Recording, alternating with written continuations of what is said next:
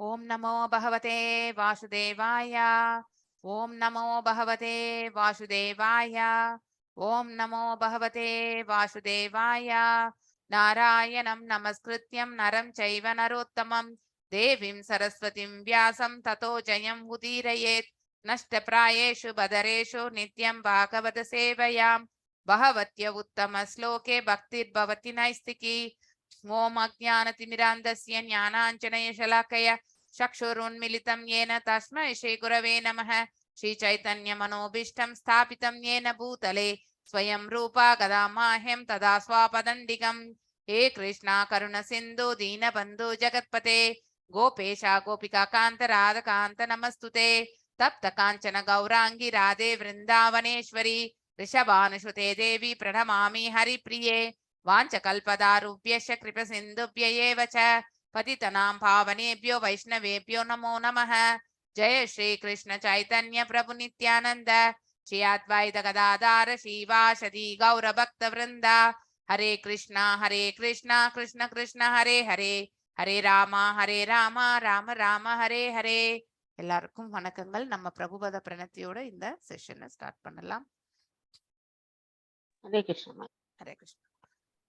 नमो विष्णुपदाय कृष्णप्रस्थाय भूतले श्रीमति भक्ति वेदान्ता स्वामी निधि नामिने नमस्ते सरस्वते देवे गौरवाणी प्रचारिणे निर्विशेष शून्यवादे पाश्चात्य देशधारिणे जय श्री कृष्ण चैतन्य प्रभो नित्यानंद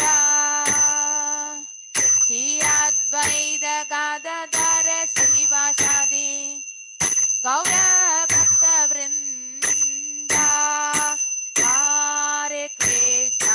हरे कृष्णा कृष्णा कृष्णा हरे हरे हरे राम राम राम हरे हरे हरे कृष्णा कृष्णा कृष्णा हरे हरे हरे राम राम राम हरे हरे हरे कृष्णा कृष्णा कृष्णा हरे हरे हरे राम राम राम हरे हरे हरे कृष्णा कृष्णा कृष्णा हरे हरे हरे राम राम राम हरे हरे हरे कृष्णा कृष्णा कृष्णा हरे हरे हरे राम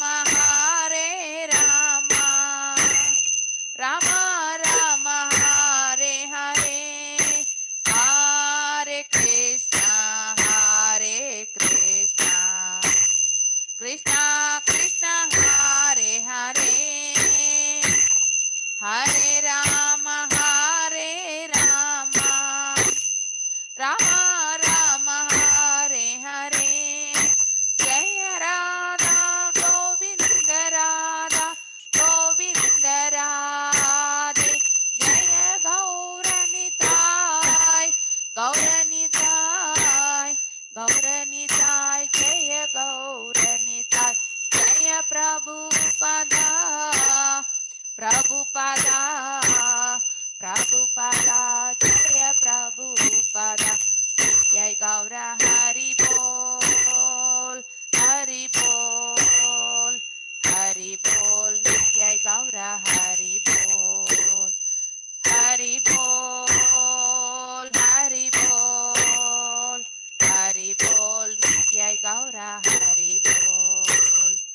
எல்லாருக்கும் ஹரே கிருஷ்ணா.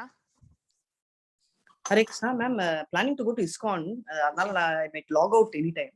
சோ கிருஷ்ணா பிரபு ஒரு சின்ன ஹெல்ப், துளசி ஆர்த்தி உண்டு எல்லாரும் முடிச்சிட்டு அதுக்கப்புறம் லாக் அவுட் பண்ண ஆர்கனைஸ் பண்ணிட்டீங்க. Thank you so much. எல்லாருக்கும் ஹரே கிருஷ்ணா. ஹரே கிருஷ்ணா. ஓகே மாதாஜி, ஹரே கிருஷ்ணா.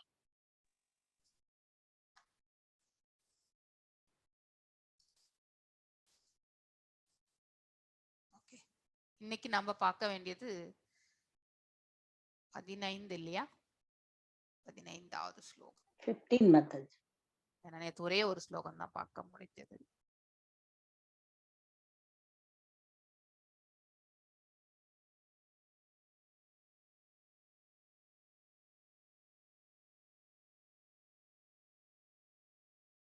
மிதோ யதை ஷாம் பவித விவாதோ மது ஆமதாத்தாம்ர விலோச்சனானாம் நைஷாம் வதோபாய இயான் அதோன்யோ மைத்தயதே அனர்த்ததேத ஸ்வயம் ஸ்மஹ. எஸ், பிரேம மாதாஜி வாசி.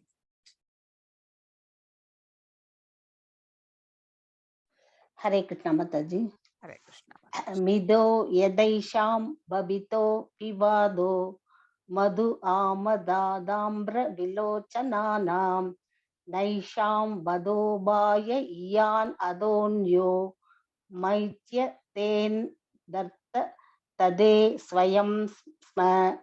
மிதக ஒருவரோடு ஒருவர், யதா அப்பொழுது, ஏஷாம் அவர்களின், பபிதா நிகழும், விவாதக விவாதம், மது ஆமத குடிபோதையால், ஆதாம்ர விலோச்சனானாம் அவர்களுடைய சிவந்த கண்களின், ந இல்லை, ஏஷாம் அவர்களின், பத உபாயக மறைவுக்குரிய வழி, இயான் இதை போலவே, அதக இதை தவிர, அந்யக வேறு வழி, மயி என்னுடையதின், உத்தியத்தே மறைவு, அந்தக ததத்தே மறைவார்கள், ஸ்வயம் தாங்களாகவே, ஸ்ம நிச்சயமாக. மொழிபெயர்ப்பு. குடிபோதையினால் கண்கள் சிவந்து தங்களுக்கிடையில் அவர்கள் சண்டையிட்டுக் கொள்வார்கள். இதன் மூலமாகத்தான் அவர்களால் மறைய முடியும். இல்லையெனில் அது சாத்தியமல்ல. நான் மறைந்ததும் இச்சம்பவம் நிகழும். பொருளுரை.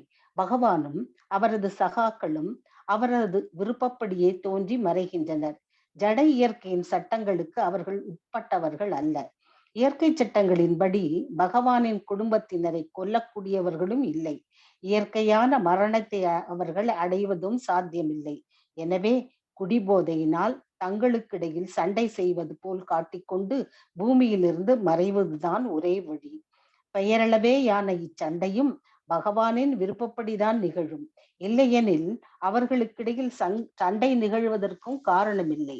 அர்ஜுனன் கொண்டிருந்த குடும்ப பாசத்தினால் மாயையில் புகுத்தப்பட்ட அவரிடம் பகவானால் பகவத்கீதை பேசப்பட்டது போலவே, பகவானின் விருப்பப்படியே யதுவம்சத்தினரும் குடியால் போதை ஏறும்படி செய்யப்பட்டனர்.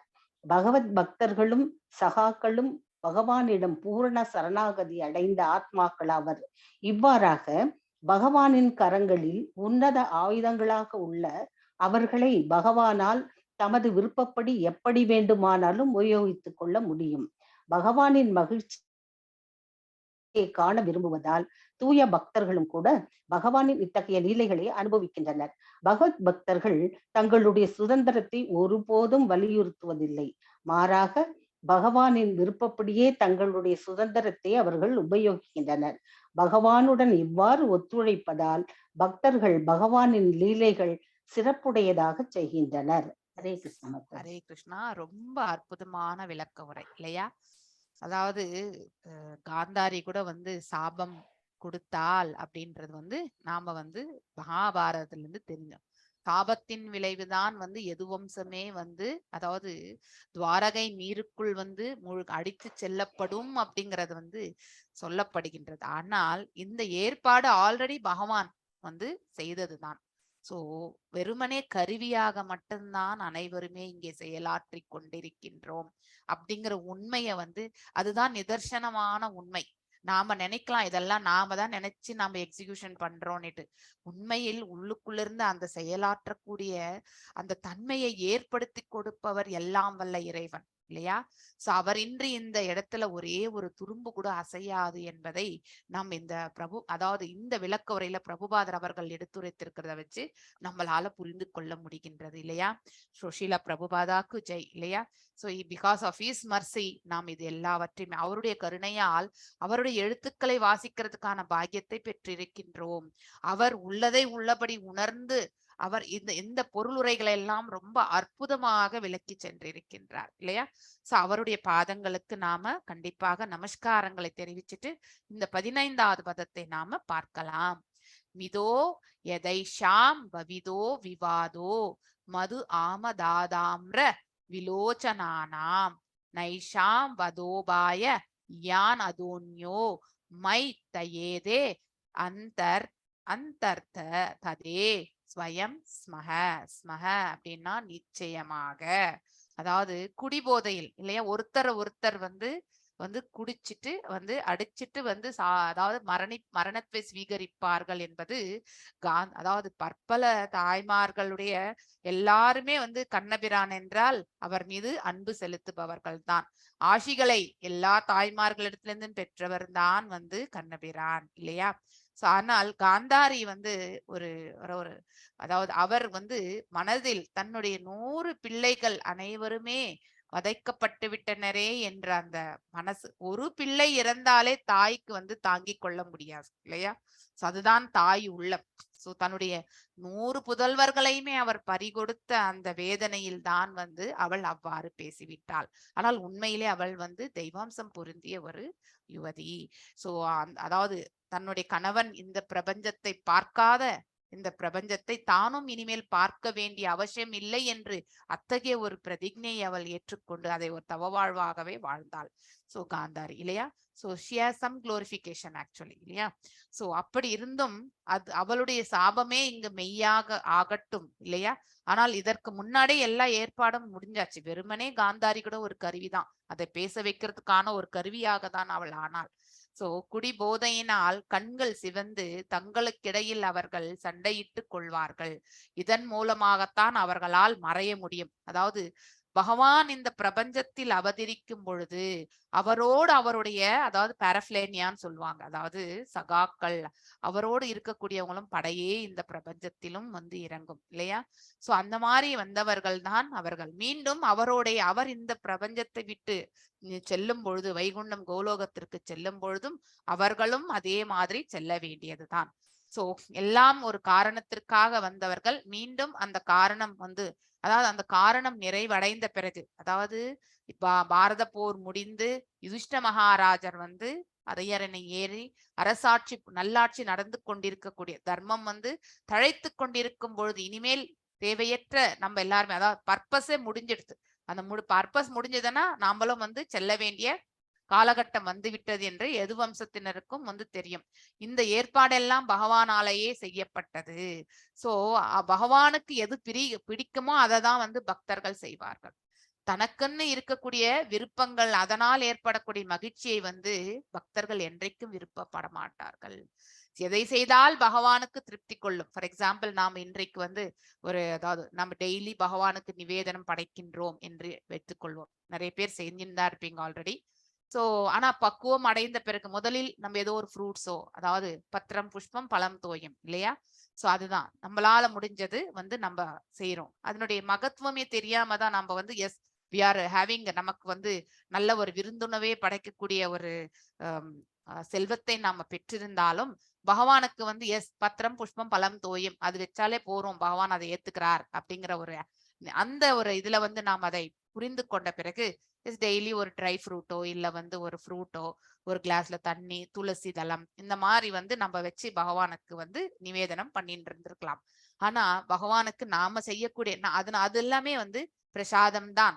நாம் அதை ஸ்வீகரிக்கும் பொழுது அது பிரசாதம் தான். ஆனால் நம்முடைய வீட்டுல செய்யக்கூடிய அன்றாட உணவு வகை கூட பகவானுக்கு வச்சு நம்ம நிவேதனம் செய்யலாம் அப்படிங்கிறது. ஏன்னா ஹி இஸ் ஆல்சோ ஒரு நம்மள மாதிரி நம்ம வீட்டுக்குள்ள இருக்கக்கூடியவர் தான் இல்லையா, நம்ம ஹிருதயத்திலே இருக்கக்கூடியவர் தான். அவரோட நாம் அந்த ரிலேஷன்ஷிப்பை டெவலப் பண்ணும் பொழுதுதான் நமக்கு வந்து பகவானுக்கு வந்து போக் வைக்கணும் அப்படிங்கிற ஒரு உணர்வு கூட நமக்கு வரும். சோ அந்த போக் மந்திரங்கள் எல்லாம் கூட நம்ம ராதிகா மாதாஜி உங்களுக்கு சொல்லி கொடுத்துருக்காங்க இல்லையா. அதாவது ஆஃபரிங் மந்திராவும் இருக்கு, ஸ்வீகரிக்கக்கூடிய மந்திராவும் இருக்கு இல்லையா. சோ ஸ்வீகரிக்கக்கூடிய மந்திரம் வந்து நீங்க நிறைய பேர் சொல்லி கூட சொல்லியிருக்கீங்க. சோ அந்த மாதிரி பகவானுக்கு நிவேதனமாக அந்த மந்திரமே தெரியலனாலும் 3 முறை ஹரே ஹரே கிருஷ்ணா மகா மந்திரம் சொல்லி கூட நீங்க வந்து வைக்கலாம். எஸ், எனக்கு அதெல்லாம் என்னால வாயில நுழையல, சோ பகவானே இதை ஏத்துக்கோ அப்படின்னு சொல்லிட்டு மனசு பூர்வமாக சொல்லி 3 முறை வந்து நம்ம வந்து அந்த ஹரே கிருஷ்ணா மகா மந்திரம் சொன்னா கூட பரவாயில்லை. ஏன்னா எல்லாருக்குமே எல்லா நிலைகளையுமே எல்லாவற்றையுமே வந்து பக்குவமாக செய்யக்கூடிய அந்த இது வந்து நிலை வரும்னு நம்ம கண்டிப்பாக நினைக்க முடியாது. அதனால வந்து எந்த நிலையில் நமக்கு முடியறதோ அதை நம்ம கண்டிப்பா, ஃபார் எக்ஸாம்பிள் நான் வந்து எல்லாமே என்கிட்ட இருக்கலாம், ஆனா நான் இருக்கக்கூடிய சூழ்நிலை எங்கேயோ ஒரு ஹாஸ்பிட்டலோட உட்கார்ந்து இருக்கலாம் இல்லையா. சோ அப்படிப்பட்ட சூழ்நிலையில வந்து நான் பகவானுக்கு எப்படி வந்து நிவேதனம் படைக்க முடியும்? மனதளவில் எவ்வாறு வந்து காலாகிரகத்தில் வந்து வசுதேவர் வந்து பகவானுக்கு வந்து நிவேதனம் படைத்தாரோ அது மாதிரி நாம கூட வந்து படைக்கலாம். மனதளவிலே வந்து அனைத்தையுமே வந்து பகவானுக்கு நிவேதனமாக படைக்க, அதாவது சுச்சுவேஷன். ஆனா வீட்டுல இருந்து அந்த மாதிரி செயல்கள் செய்யக்கூடாது, அது தவறு. சூழ்நிலைக்கேற்றவாறு நம்ம வந்து அதை வந்து செய்வதற்கு நாம மனசை பக்குவப்படுத்தி கொள்ள வேண்டும். அதற்கு பக்தியில தான் போனதான் நம்மளால முடியும். பகவானோட அந்த அந்த 5 விதமான ரசம் இல்லையா, நாம் எந்த ரசத்தோடு அவரோடு, ரசா மீன்ஸ் த மெல்லோ இல்லையா, த டேஸ்ட், அந்த ஸ்வீட் டேஸ்ட் பகவானோட ஒரு சம்பந்தம். அந்த டேஸ்ட் என்பது ரிலேஷன்ஷிப். அந்த ரிலேஷன்ஷிப்பை நாம எந்த விதத்துல எடுத்துட்டு போறோமோ அதை பொறுத்து தான் நாம வந்து அவருக்கு வந்து தாசனாக இருக்கலாம். நாம வந்து இல்லைன்னா அவரோட ஒரு ஃப்ரெண்ட் என்ற முறையில பழகி இருக்கலாம், மனசுல ஏற்படுத்தின்னு இருக்கலாம். இல்லை பகவானே நம்மள ஒரு பிள்ளையா, யசோதைக்கு மாத்திரம்தான் பகவான் வந்து மகனா, நமக்கு கூட ஒரு மகனாகவே அவரை வந்து பாவிக்கலாமே இல்லையா, அப்படிங்கிற ஒரு மனசு இருக்கலாம். அதுதான் பெட்டர். நம்மளுடைய தந்தையாக அவர் ஏற்றுக்கொள்ளும் பொழுது நாம் என்ன செய்யறோம்னாக்கா, அவருக்கு தந்தையிடத்தில் தாயிடத்தில் நாம் எப்பொழுதுமே எதையாவது கேட்டு பெறணும் இல்லையா. அவங்க எப்பவுமே கொடுக்கக்கூடிய நிலையில தான் இருப்பாங்க. அதனால எப்பவுமே அவங்க கிட்ட கேட்க வேணுமேன்ற அந்த ஒரு இதுலதான் இருப்போம். தாய் தந்தையரிடத்துல இருந்து எப்பொழுதுமே நாம வந்து பெறக்கூடிய ஸ்தானத்துல இருப்போம். ஆனால் மகனாக நாம பகவானை பாவித்தால் அவருக்கு வழங்கக்கூடிய தானஸ்துல நாம போவோம் இல்லையா. நம்ம குழந்தைகளுக்கு பார்த்து பார்த்துதான் நாம் அனைத்துமே செய்கின்றோம் இல்லையா. சோ அவர்கள் நல்ல நிலையில இருக்கணும், அவங்களுக்கு இதை செய்யணும், அவங்களுக்கு அதை செய்யணும்னு சொல்லிட்டு பார்த்து பார்த்து செய்யறோம். சோ அப்படி அவங்களுடைய லைஃப் நல்லா அமையணும் அப்படின்லாம் பார்த்து அனைத்துமே, உணவு படைக்கிறதுல இருந்து கூட நம்ம வந்து அவனுக்கு இதுதான் பிடிக்கும், இதுதான் சாப்பிடணும், அவன் ஹெல்த்தியா இருக்கிறதுக்கு இதுதான் கொடுக்கணும் அப்படின்லாம் பார்த்து பார்த்து நம்ம செய்யறோம் இல்லையா. அதே மாதிரிதான் நம்ம பகவானுக்கு கூட வந்து நம்ம வந்து நிவேதனம் படைக்கும் பொழுது பார்த்து பார்த்து செய்யணும்.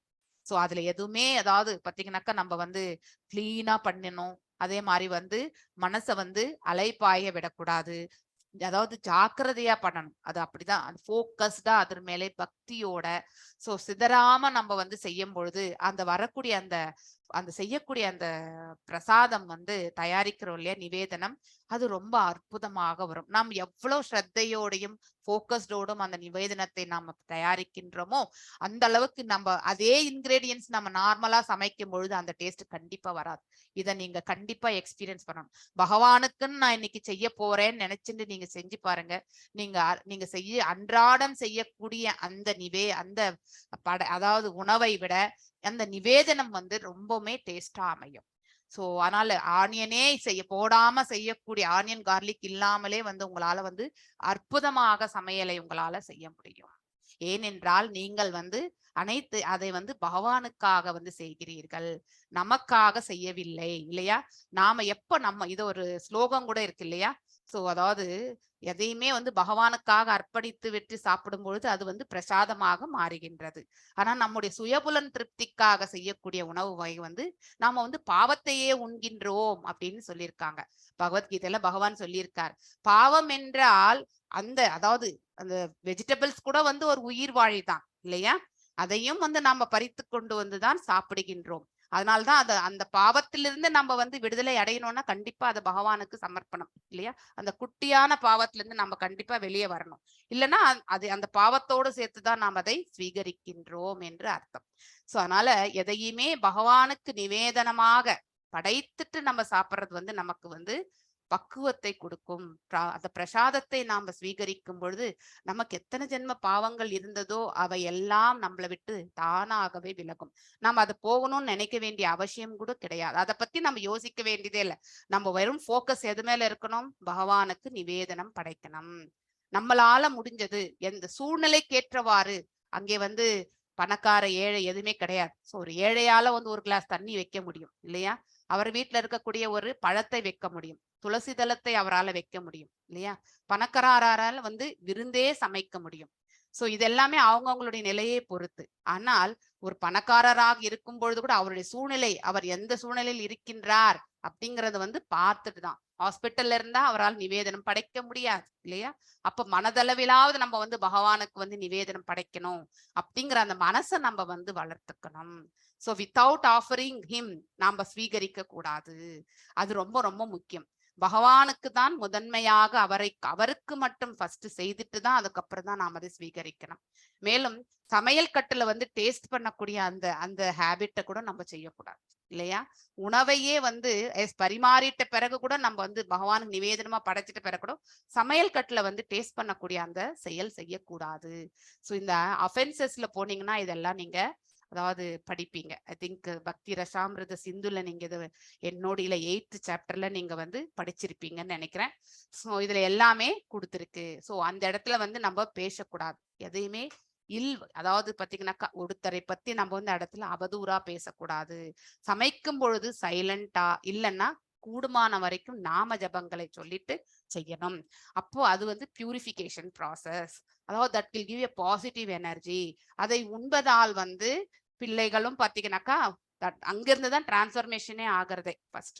ஸோ அவங்கள வந்து நம்ம ஜபம் செய்யன்னு சொல்ல முடியாது பிள்ளைகளுக்கு. நம்ம பிரசாதத்தை நாம கொடுக்கும் பொழுது அதிலிருந்தே அவர்களுக்கு மனமாற்றம், அவர்களிடத்தில் வந்து நற்குணங்கள் வந்து மேலோங்கி வளரும்.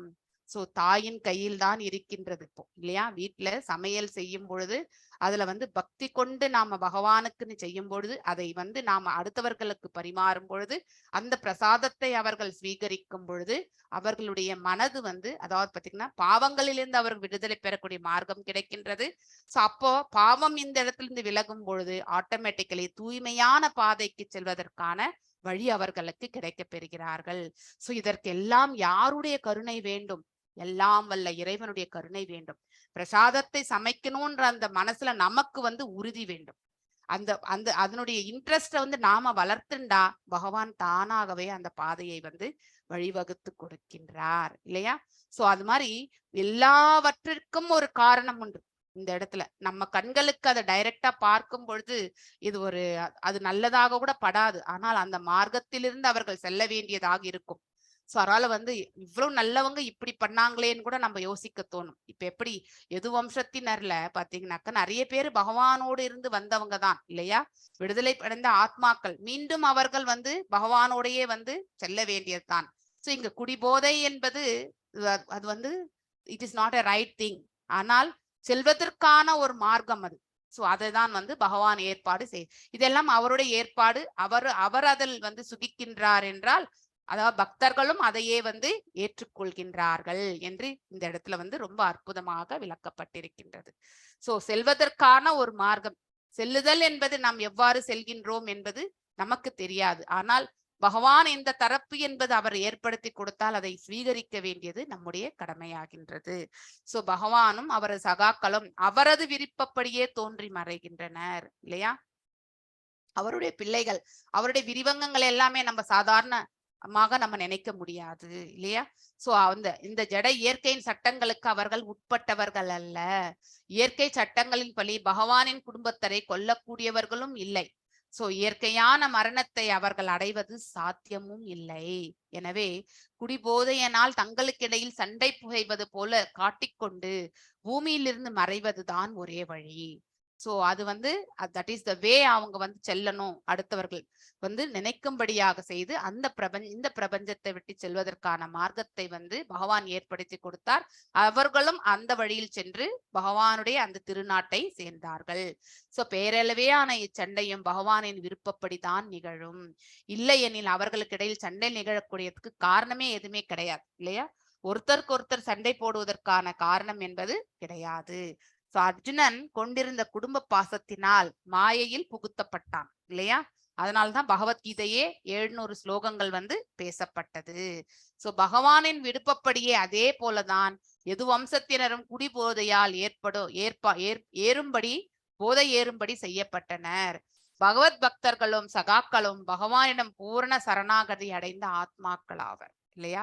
பகவத் பக்தர்கள் என்றாலே பகவானிடத்தில் வந்து அவர்கள் தங்களை சமர்ப்பித்துக் கொண்டிருக்கிறார்கள்.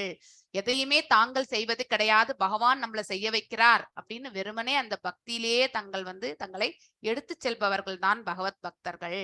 இவ்வாறாக பகவானின் கரங்களில் உன்னத, அதாவது பொம்மைகள் தான், நம்ம பப்பெட்ஸ் இல்லையா அப்படின்னு தான் சொல்லலாம், ஆயுதங்களாக, உன்னத ஆயுதங்களாக. அந்த உன்னத என்ற வேர்டு ரொம்ப ரொம்ப முக்கியமானது.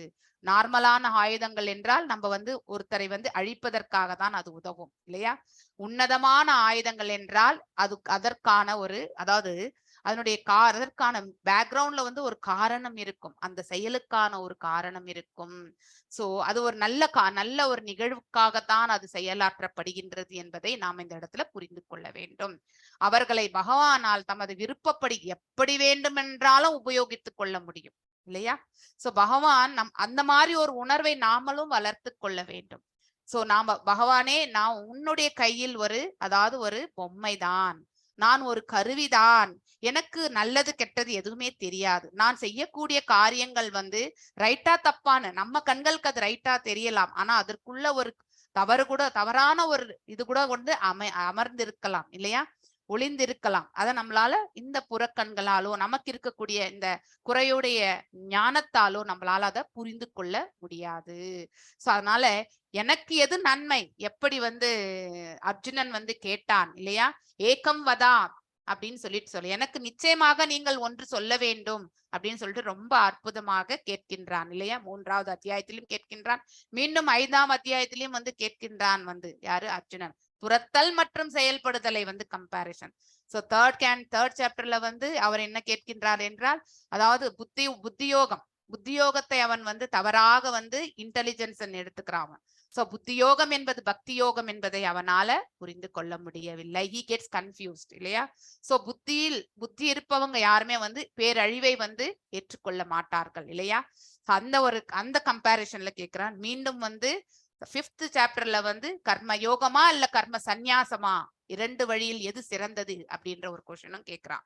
சோ இந்த மாதிரி எது நல்லது என்பது நமக்கு தெரியாது, ஆனால் எல்லாம் வல்ல இறைவனுக்கு தெரியும். இந்த பாதையில் நம்ம கடந்து செல்லும் பொழுது அநேக முட்களும் பார்க்கலாம், கரடு முரடான பாதையாகவும் இருக்கலாம். அதெல்லாம் நம்மள வந்து பக்குவம் அடை செய்வதற்கான ஒரு மார்க்கம். சோ பகவான் இந்த பாதையை நமக்கு கொடுத்திருக்காருன்னா, எஸ், அட்லீஸ்ட் அதுல இருந்து நம்ம போகும்பொழுது, நம்ம வந்து வெளியில வரும்பொழுது தூய்மையான ஒரு மனிதராக வருவதற்கு நம்ம வந்து வாய்ப்பு கிட்டும். சோ அதனால பகவான் எந்த பாதையை கொடுத்தாலுமே அதில் நமக்கு நன்மை என்பதை நாம ஃபர்ஸ்ட் ஸ்ட்ராங் அந்த கன்விக்ஷன் நம்ம கிட்ட இருக்கணும். இப்ப நம்ம சங்கடமா இருக்கு, இவரை நம்பினேனே, இப்படிப்பட்ட கஷ்டமே நம்ம பட்டுன்னு இருக்கோமே அப்படின்னு நம்ம ஃபீல் பண்ணலாம். ஆனால் அந்த கஷ்டத்தையும் தாங்கக்கூடிய மனதை வந்து பகவான் நமக்கு கொடுப்பார் இல்லையா?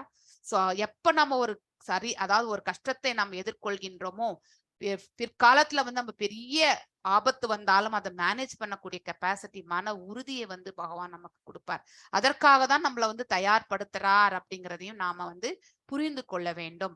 அனைத்திற்கும் ஒரு காரணம் உண்டு இல்லை, ஏனென்றால் அனைத்து காரணங்களுக்கும் காரணமாக இருப்பவர் அவர் இல்லையா? So every cause of all causes அப்படிங்கிறது வந்து அவர் தான் பொழுது, நமக்கு ஏதோ ஒண்ணு நிகழ்ந்து கொண்டிருக்கின்றேன் என்றால் அதற்கான காரணமும் ஒன்று உண்டு. அது எல்லாம் வல்ல இறைவனுக்கு மட்டும்தான் தெரியும். ஒருவர் இந்த மார்க்கத்தில் தான் செல்ல வேண்டும் என்று இருந்தால் அந்த மார்க்கத்தை நாம தவிர்க்க முடியாது. சோ நிறைய பேர் மரணிக்கும் பொழுது பட்டுன்னு போயிடுவாங்கன்னு சொல்லுவாங்க இல்லையா, அவங்க புண்ணியம் செய்தவங்க அப்பா அப்படின்னு சில பேர் வந்து ரொம்ப சிரமப்பட்டு தான் போவாங்க இல்லையா? ஆனா அந்த சிரமத்திற்கு வந்து பின்னாடி காரணம் கூட இருக்கலாம். பகவான் அவருடைய கர்மங்களை எல்லாம், அவர் ஒரு உத்தமமான பக்தர், நம்ம ஹரிதாஸ் தாகூர் கூட அப்படிதான் எடுத்துக்கணும் இல்லையா? சோ அவர் 3 லட்சம் மகா மந்திரங்களை ஜெபித்தவர். ஆனால் இறுதியில் அவருடைய மரணம் வந்து அவ்வளவு வந்து பாத்தீங்கன்னாக்கா, அதாவது சைத்தன்ய மகாபிரபு தொடவே கூடாதுன்னு அப்படின்னு சொல்வார். இருந்தாலும் சைத்தன்ய மகாபிரபு அவரை தூக்கி சென்று அந்த கடலில் வந்து அவருக்கு வந்து ஸ்நானம் செய்யப்பட்டு அதுக்கப்புறம் எடுத்துட்டு வந்தது சமாதி ஆறார் இல்லையா? அந்த மாதிரி. சோ அதனால் அவர் வந்து முந்தைய ஜென்ம கர்மங்கள் வந்து எல்லாத்தையுமே நம்ம கிளியர் பண்ணிட்டு தான் போகணும். அதனாலதான் டிராகிங் இல்லையா? சில பேருக்கு வந்து ரொம்பவுமே மரணம் வந்து இழுத்துட்டு இருக்கும். ஆனா அதற்கு வந்து நம்ம அவங்கள வந்து தப்பா நினைச்சுக்க கூடாது. சோ அவங்க பை நேச்சர் அவங்க வந்து நல்லவங்களா கூட இருக்கலாம், பகவான் மீது பக்தி கொண்டு இருக்கலாம். ஏன்னா ஒவ்வொருத்தருடைய பக்தியை நம்ம என்னைக்கு மெஷர் பண்ண முடியாது. பார்வையினால் இப்ப வந்து நேரா பார்க்கும்போது இவங்க ரொம்ப நல்லவங்களா இருக்காங்களேன்னு நினைக்கிறோம். நம்ம சிலது எல்லாமே பார்த்தா அவங்கள பார்த்தா ஒத்துக்க மாட்டோம். ஆனா அவர்களுக்கிடத்திலயும் வந்து பக்தி உண்டு. அவர்கள் என் நிலையில் இருந்தாலும் அவர்களுடைய பக்தி உண்மையானதாக இருந்தால் பகவான் அவர்களுக்கு கருணை புரிவார். சோ எந்த அளவுக்கு பக்தி என்பது பகவானுக்கு மட்டும் தான் தெரியும். நாம வந்து பேஸ்ட் ஆன் ஒரு பொசிஷன் ஸ்டேட்டஸ் இதை வச்சுலாம் நம்ம வந்து இவங்களுக்கு இப்படி பக்தின்னு நம்ம நினைக்க முடியாது. அது தவறு இல்லையா? பக்தி என்பது ஒவ்வொருத்தருடைய மனநிலையில பொறுத்தது. சோ ஒருத்தர் ரொம்ப நேரம் படுத்துட்டு இருந்தாக்கா மேபி பகவான் அவருக்கு முக்தி வழங்குவதற்காக கூட அவருடைய என்டையர் பூர்வஜன்ம கர்மங்களை கிளியர் பண்ணணும் இல்லையா? அப்பதான் அவருக்கு மோட்சமே கிடைக்கும். அதற்கான மார்க்கத்தையும் அவர் வந்து கொடுக்கலாம் இல்லையா? நாம ஏன் பாசிட்டிவா நினைக்க கூடாது இல்லையா? சோ ஆனா நம்ம ஈஸியா சொல்லிடுவோம், அவர் என்ன பாவம் பண்ணாரு தெரியல இழுத்துட்டு இருக்கார் அப்படின்னு தான் நம்ம பேசுவோம் இல்லையா? அது தவறு. சோ அப்படி பேசி நாமும் அந்த கர்மத்திற்கு பந்தப்பட்டு விடுகின்றோம்.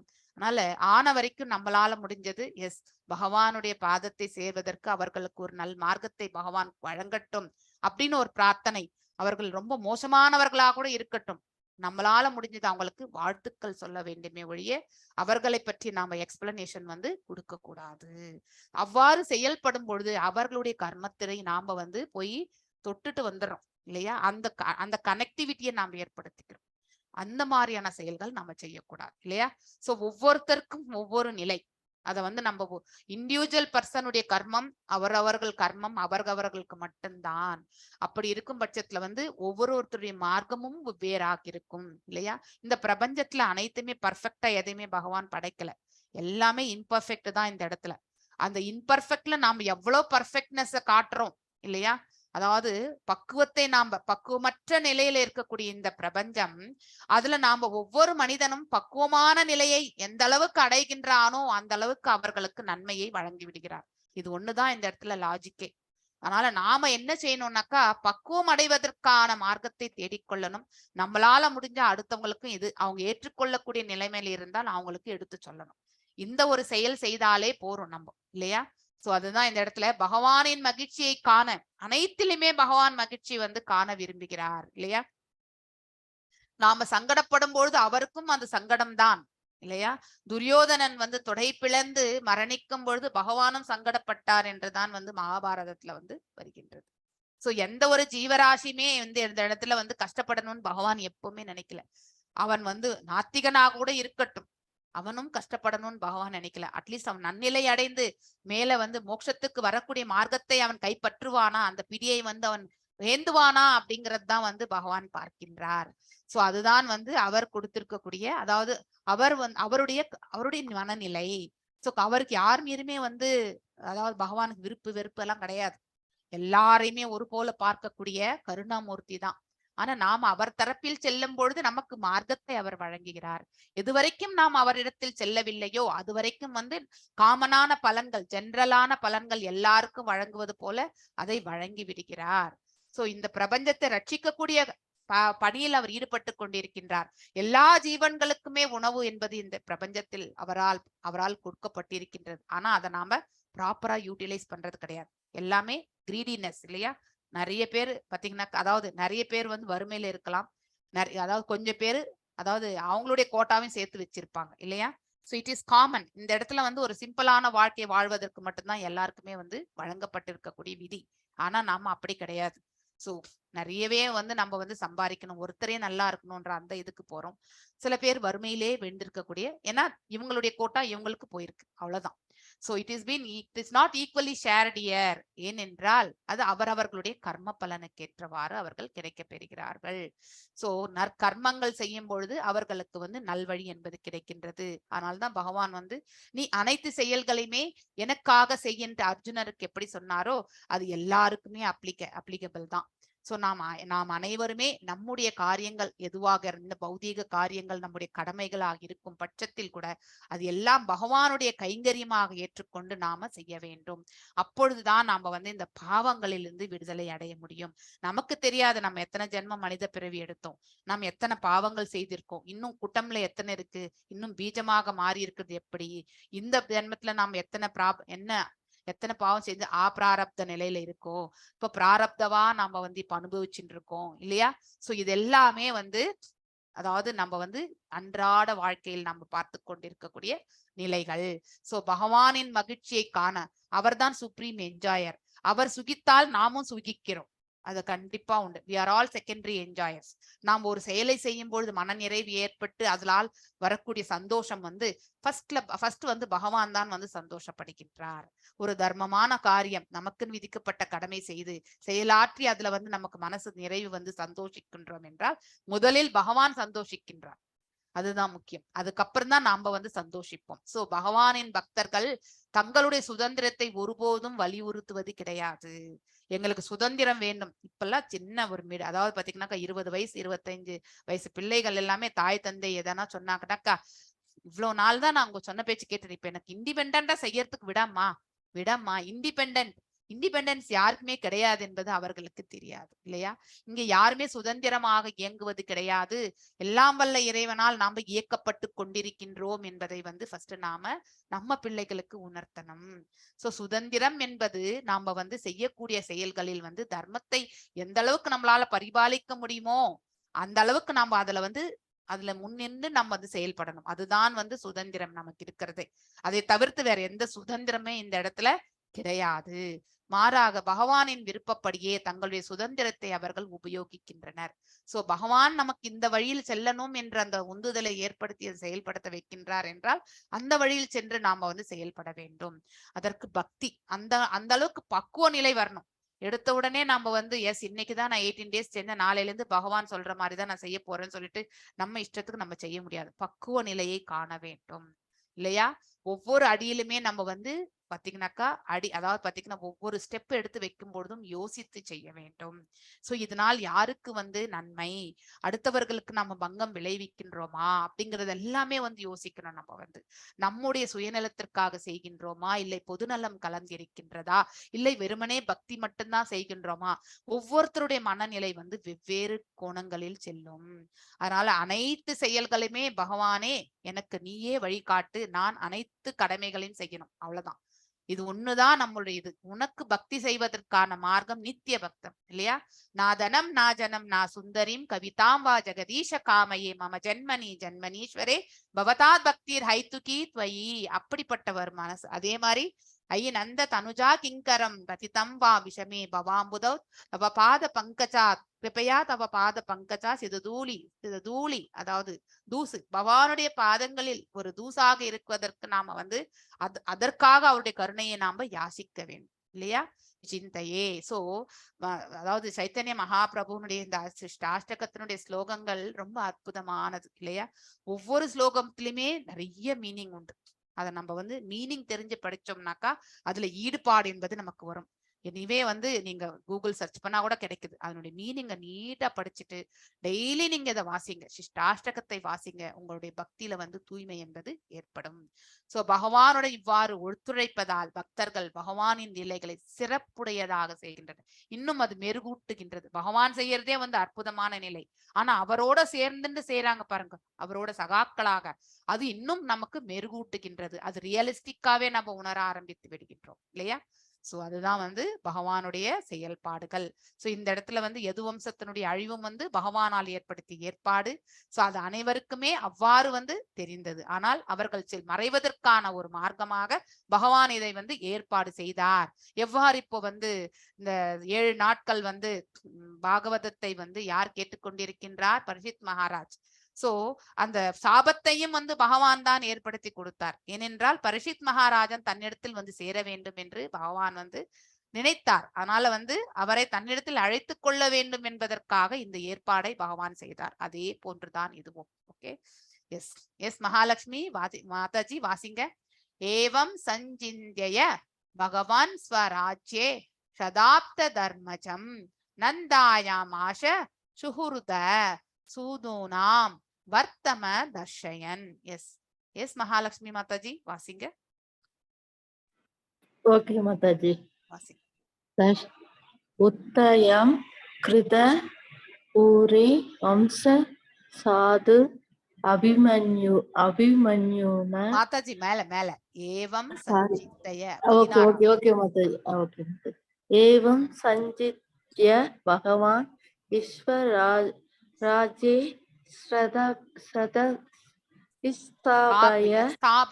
ஸ்தாபய தர்மஜம் எஸ் நந்தயாம் ஆச சுக்ருதः சாதுனாம் வர்த்தம் தர்ஷயன்.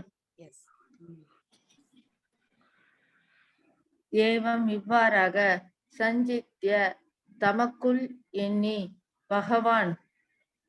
பகவான் பரமபுருஷர் விஸ்வராஜே அவரது சொந்த ராஜ்யத்தில் ஸ்தாபய அமர்த்தி தர்மஜாம் யுதிஷ்டர் மகாராஜன் நந்தாயாம் ஆச சந்தோஷப்படுத்தினார். சுக்ருத நண்பர்களை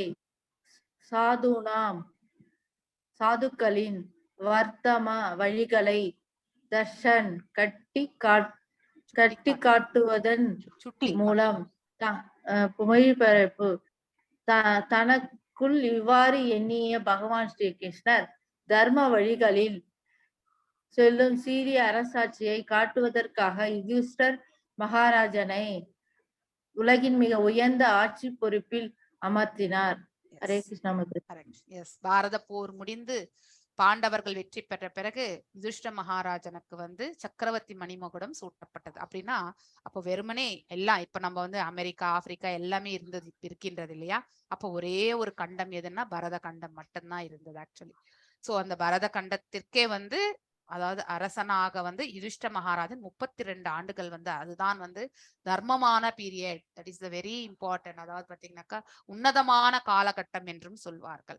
அதுக்கப்புறம் அந்த 32 ஆண்டுகள் இறுதியில கலிகாலம் தொடங்க பிறகு பாண்டவர்களும் இந்த பிரபஞ்சத்தை விட்டு செல்ல வேண்டும் என்பது ஆல்ரெடி அறிவுறுத்தப்பட்டிருந்தனர். நாரத மகரிஷி அதை சொல்லிட்டு போயிருக்கார். யாருக்கு? யுதிஷ்ட மகாராஜனிடத்தில். ஏனென்றால் அர்ஜுனன் துவாரகைக்கு என்று சென்று எத்தனையோ காலம் திரும்பி வரவில்லையே, என்னவோ அங்க அசம்பாவிதம் நடந்தது. நம்ம இதை ஃபர்ஸ்ட் கேண்டோல படிச்சிருக்கோம் இல்லையா. யுதிஷ்ட மகாராஜருக்கு கனவுகள் அதாவது அசுப சகுனங்கள் எல்லாம் வந்ததாக அவர் சொல்வார். அதுக்கப்புறம் நாரத மகரிஷி சொல்வார், நீங்க இனி கலிகாலம் தொடங்க ஆரம்பிக்க போகின்றது, அதனால வரும்பொழுது நீங்க இந்த பிரபஞ்சத்தை விட்டு நீங்க செல்ல வேண்டிய காலகட்டம். அதுக்கப்புறம் தான் பரிஷத் மகாராஜனுக்கு மணிமுகடத்தை சூட்டிவிட்டு அவர்களும் இந்த பிரபஞ்சத்தை விட்டு செல்கிறார்கள். சோ அற்புதமான அரசாட்சி என்பது யுதிஷ்டனுடைய காலம் என்பது நம்ம பார்க்கின்றோம். பாகவதத்திலே இதை பத்தி ரொம்ப அற்புதமாக விளக்கப்பட்டிருக்கின்றது. ஏவம் சஞ்சிந்தய பகவான் ஸ்வராஜ்யே ஸ்தாபய தர்மஜம் நந்தியாம் ஆஷு சுஹ்ருதஹ சாதுனாம் வர்த்தம தர்ஷயன். ஏவம் இவ்வாறாக சஞ்சிந்தய தமக்குள் எண்ணி, பகவான் தனக்குள்ள எண்ணி, பகவான் பரமபுருஷர் ஸ்வராஜ்யே அதாவது அவர் சொந்த ராஜ்யத்தில், ஸ்வ என்றாலே தனது, எப்பொழுதுமே அதாவது ஸ்வதர்மம் இதெல்லாமே நம்ம பார்க்க. ஸ்வா என்ன வார்த்தை நமது அப்படிங்கிறது அவர் சொந்த ராஜ்யத்தில் ஸ்தாபய அமர்த்தி தர்மஜம் யாரை துஷ்ட மகாராஜனை நந்த்யாம் ஆஷ சந்தோஷப்படுத்தினார், சுஹ்ருதக நண்பர்கள், சாதுனாம் சாதுக்கள், வர்த்தம வழியை, தர்ஷயன் தர்ஷனம் இல்லையா. தர்ஷன் மீன்ஸ் தட் இஸ் த வழி இல்லையா. சோ அதாவது தர்ஷயன் சுட்டி காட்டுவதன் மூலமாக வழியை அவர் சுட்டிக்காட்டு, இதுதான் மார்க்கம் இல்லையா. சோ தமக்குள் இவ்வாறு எண்ணிய பகவான் ஸ்ரீ கிருஷ்ணர் தர்ம வழியில் செல்லும் சீரிய அரசாட்சியை காட்டுவதற்காக இல்லையா. அடுத்தவர்களுக்கு ஒரு உதாரணமாக யாருடைய ஆட்சி இருந்தது? யுதிஷ்ட மகாராஜனுடைய ஆட்சி இருந்தது. மகாராஜனை உலகின் மிகச் சிறந்த அதாவது மிக உயர்ந்த ஆட்சி பொறுப்பில் பகவான் அமர்த்தினார். சோ ஒருவருடைய பொசிஷன், அவருடைய நிலை எல்லாமே பகவானால் தான் நிர்ணயிக்கப்படுகின்றது இல்லையா. நம்ம கர்மங்களுக்கு ஏற்றவாறு பகவான் அதை வந்து பரிபாலித்து விடுகின்றார். Is the maintainer. இந்த பிரபஞ்சத்தையே மகாவிஷ்ணுவாக இருந்து கொண்டு நமக்கு எல்லாருக்குமே வந்து ரட்சணை என்பதை கொடுத்து கொண்டிருக்கின்றார். சோ நம்முடைய பூர்வ ஜென்ம கர்மங்கள் எப்படி இருக்கின்றதோ அந்த பலன்களுக்கேற்றவாறு நாம் இந்த இடத்துல வந்து பகவான் எல்லாருக்கும் அந்தந்த ஆசிகளை அவர் வழங்கி விடுகின்றார். அதன் பிரகாரம் தான் நாம் இங்க செயல்பட்டு கொண்டிருக்கின்றோம். நாமளா இந்த இடத்துல எந்த ஒரு செயல்பாடுமே வந்து தன்னிச்சையாக செயல்பட முடியாது என்பதை நாம இந்த பதத்திலிருந்தும் நாம புரிந்து கொள்ள வேண்டும். நான் இத்தோட இன்றைக்கான இந்த கிளாஸை வந்து நிறைவு செய்கின்றேன். வாஞ்ச கல்பதாருப்யஸ்ய கிருபசிந்துப்யேவ ச பதிதனாம் பாவனேபியோ வைஷ்ணவேபியோ நமோ நமः. अनंत कोटि वैष्णव वृंद की जय. नामाचार्य हरिदास ठाकुर की जय. हरे कृष्णा.